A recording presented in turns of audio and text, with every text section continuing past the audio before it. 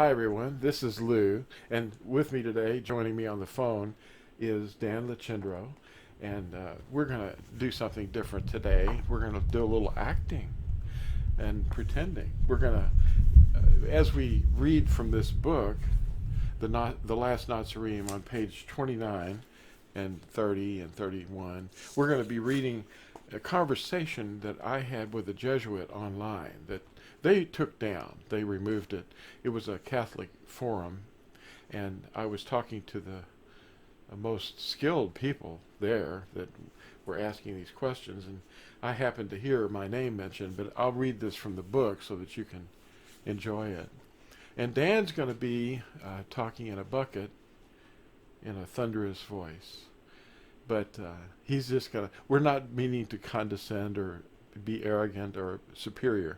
We're just trying to illustrate the way that the Nazarenes and the Jesuits were. And in fact, before the Jesuits, we were persecuted for many centuries.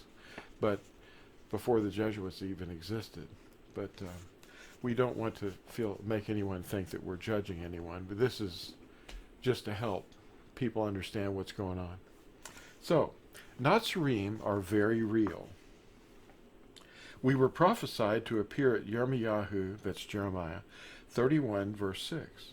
And Revelation 12:17 explains we are the first fruits, engaging the dragon when we obey the commandments, because we obey the commandments of Elohim, and hold the testimony of Yahusha. Christianity was born at Alexandria, Egypt, and reinforced by the authority of Rome beginning at Nicaea in 325 CE. The Nazarenes were based at Antioch just prior to the destruction of the temple and had to hide themselves from the Christian magisterium for over 1,000 years. We were forced to dwell in the hills and valleys, and we were called Pasigians, Albigensians, Waldenses, and Huguenots, among others. We are proclaiming the name of Yahusha around the world as his envoys. A Catholic website mentioned this author's name, and I attempted to answer their question about the Nazarenes, but was blocked permanently. I saved the discourse we had up to that point.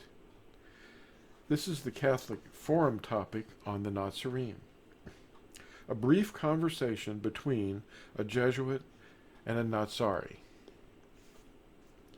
Because my name, Lou White, came up on a Catholic forum, I registered to respond to several questions being asked about what they referred to as the cult of the Nazarenes. This is the entire, but brief, interaction I had with the Jesuits. You will find their final response very interesting. The Catholic forum topic was the Nazarenes, and the original post on the forum asked the question. And here's the question. Has anyone heard of the cult of the Nazarenes? What are its core beliefs, and how does it relate to Jewish and Christian religion? This is my original reply to that question, because my name was mentioned in the forum as being in a cult, the Nazarenes. My reply was the term Nazarene is used to describe the original followers of Yahusha of Nazareth at Acts 24 verse 5. The term Christianus is found 3 times in the Greek, but the term was at that time a Greek term of scorn, used in a list of other scornful labels at 1 Peter 5 verse 8. The Hebrew Yisraeli followers of Yahusha did not call themselves by a Greek term, but they were called Christianos at Antioch, according to Acts 11 verse 26. If you look up the term Cretan, you will find it is traced back to the original Greek term Christianus, a scornful term used at that time to describe a simpleton or an idiot. The term later was adopted by those at Alexandria and propelled by the headmasters of the Catechetical School of Alexandria. For every weird accusation, there is a logical, truthful answer, and my reputation has been commonly smeared, but so was the cult, called Natsarim, in the days of the first followers. Acts 28:22 says, quote, "And we think it right to hear from you what you think, for indeed, concerning this sect, we know that it is spoken against everywhere." And in parentheses, we have, a sect is a subset, or variation, from a larger group or culture, hopefully motivated to remove erroneous teachings. The Jesuit reply to my answer was, "But am I to understand that you are yet another group of Judaizers?" my reply, Catholics refer to those who rest on the Sabbath by the term Judaizers. Heresy is the strongest accusation one group will accuse another group of. Strong and deadly disputes arise between groups who share similar but not identical beliefs. The Sunni and Shia are similar but not identical, and so each group considers the other heretics. Since the 12th century, the Nazarenes, or otherwise known as Huguenots, Waldensians, Pelagians, Cathars, Albigenses, and Ebionites, kept the commandments as written, according to the true Sabbath, not Sunday, and were brutally attacked by German, French, and Bohemian armies for centuries, long before the Reformation. The Wikipedia Encyclopedia states, quote, "The Roman Catholic Church declared them heretics, stating their group's principal error was contempt for ecclesiastical power. The Waldensians were accused by the Catholic Church of teaching innumerable errors." Unquote. Judaizer is the label used today for those who obey the Torah. However, at Galatians 2:14, it was specifically over the adult male circumcision. Paul confronted Peter over this point, and it was finally decided on as recorded at Acts 15, with Yahusha's brother Jacob, or James, presiding over the Nazarene assembly, and this was the Nasi, the president of the Nazarene. If we obey the true Sabbath and teach love, obedience to Torah, we are accused of being Judaizers, and thus heretics. The fruit of the tree is the way you determine the kind of tree it is. We Nazarene teach love, which is the outcome of guarding the commandments. The bad fruit, the centuries of extermination, including before the Inquisition even existed, must be placed in another divisional camp, which will be judged by Yahusha, not me or any other Nazari. We are to love, teach, and obey, not judge. We are labeled heretics because we love the commandments and we shun the Nicolaitane ecclesiastical powers. We still love our enemies and don't kill them. We hold no power, nor do we pursue it. Yahusha is our head, and we are his body.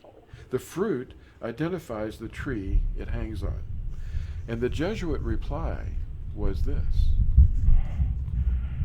"Well, you did not answer my question. You just lost credibility and earned a report to the foreign masters. I believe that you are proselytizing. You are preaching." My reply, I'm not preaching, I'm addressing the question. Specifically, the question was, are we a sect of Judaizers? The context is often misunderstood, since a Judaizer referenced from Galatians 2:14 pertains to circumcision, which is the book Paul wrote addressing the topic of circumcision. Catholicism condemns those who rest on the Sabbath as Judaizers, and we even refer to they even refer to the Sabbath in their decision from the Catholic Council of Laodicea in 365 in 59 laws. Canon 29 says this, quote, Christians must not Judaize by resting on the Sabbath, but must work on that day, honoring the Lord's day, and if they can, resting then as Christians. But if any can be found to be Judaizers, let them be anathema from Christ. Unquote.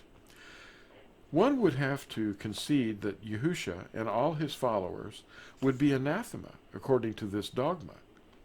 The law even makes reference to the Sabbath, so they acknowledge it is a real day of each week.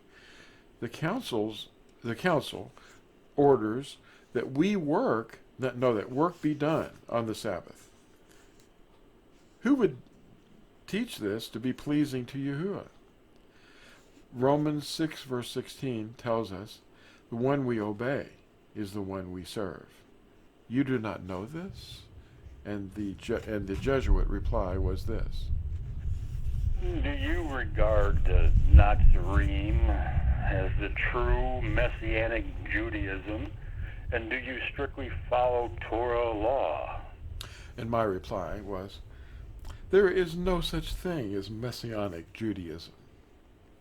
This term was invented to describe those who may be of the tribe of Yehuda, but also practice rabbinical Judaism based on Talmud as well as Torah, and it was begun by a rabbi, or exalted one, named Akiba in the 2nd century. Rab, R-A-B, is a Hebrew root that means chief, as in Rab Shaka, the chief cupbearer. The true faith of the followers of Yahusha, or the true belief is a better word, involves belief in his atonement by his blood, sprinkling our hearts, our inner spirits, and walking in the way he walked in Torah. We are obliged to go and teach all nations what we were commanded to obey. And that is easily found at Exodus 20 and Leviticus 11 and Leviticus 23. It's not difficult in the least. And in fact, it's a very light yoke. Yoke means teaching. There's only one rabbi, and that's Yahusha. By the way, there's no such thing as a Palestinian either. The word Palestine is based on the term Philistine, and it's a Latinization. Philistines no longer exist as a people anywhere. Natsarim are very real, however. The Jesuit reply was, So, let me get this right. You reject the oral law, parentheses, Talmud, as being transmitted by G-O-D, together with the written law, Torah. That would be similar to Karaite Judaism.